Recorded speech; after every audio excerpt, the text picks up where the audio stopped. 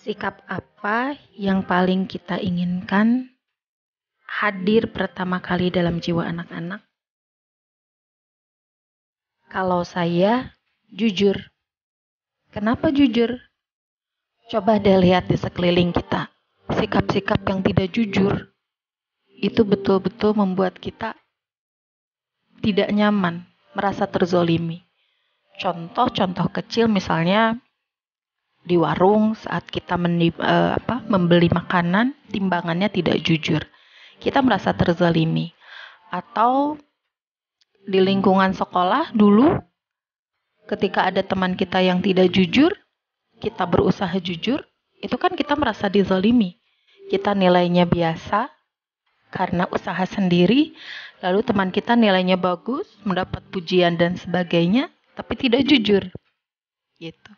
Dan sekarang di negara kita banyak yang mengatakan negeri ini sedang krisis orang-orang yang jujur. Banyak orang-orang baik di lingkungan kita terdekat maupun di level atas, banyak orang-orang tidak jujur. Banyak orang yang bekerja absen tapi setelah itu pergi lagi. Istilahnya apa? Makan gaji buta gitu ya. Atau ada juga yang seharusnya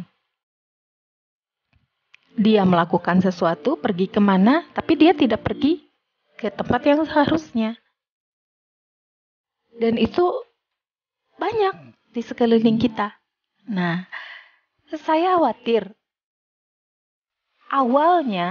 Awalnya Indonesia seperti ini mungkin karena kejujuran itu tidak ditanamkan sejak mereka kecil. Oleh siapa? Oleh kita sebagai orang tuanya, di mana? Di rumah kita. Mungkin pernah sekali dua kali tanpa sadar kita berlaku tidak jujur. Contoh, berlaku pada ayahnya anak-anak. Misalnya, menyembunyikan sesuatu ketika ditanya. Atau mengatakan sudah, padahal belum, misalnya.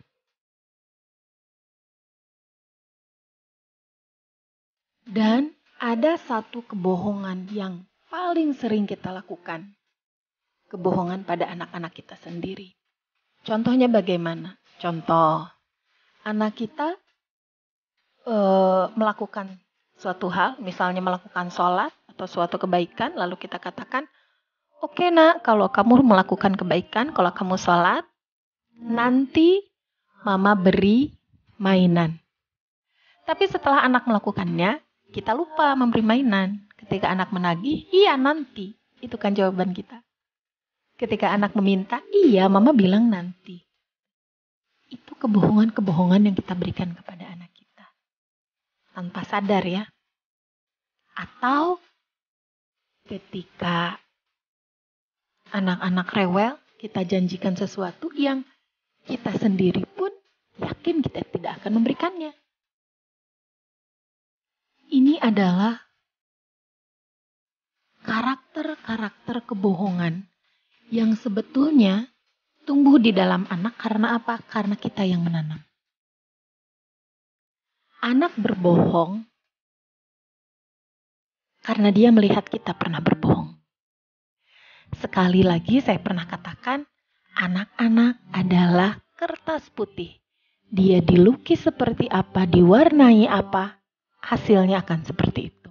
Kita ajari sekali berbohong, meskipun kita tidak berniat untuk mengajari, tapi dia pernah melihat kita berbohong, dia pernah mendengar kita berbohong, maka Anda tengah mengajari anak-anak berbohong.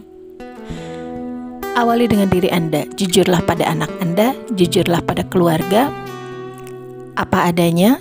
Kalau Anda tidak sanggup memberikan sesuatu, jangan berjanji. Kalau Anda tidak berniat memberikan sesuatu, jangan pernah menjanjikannya pada anak kita. Begitu ya.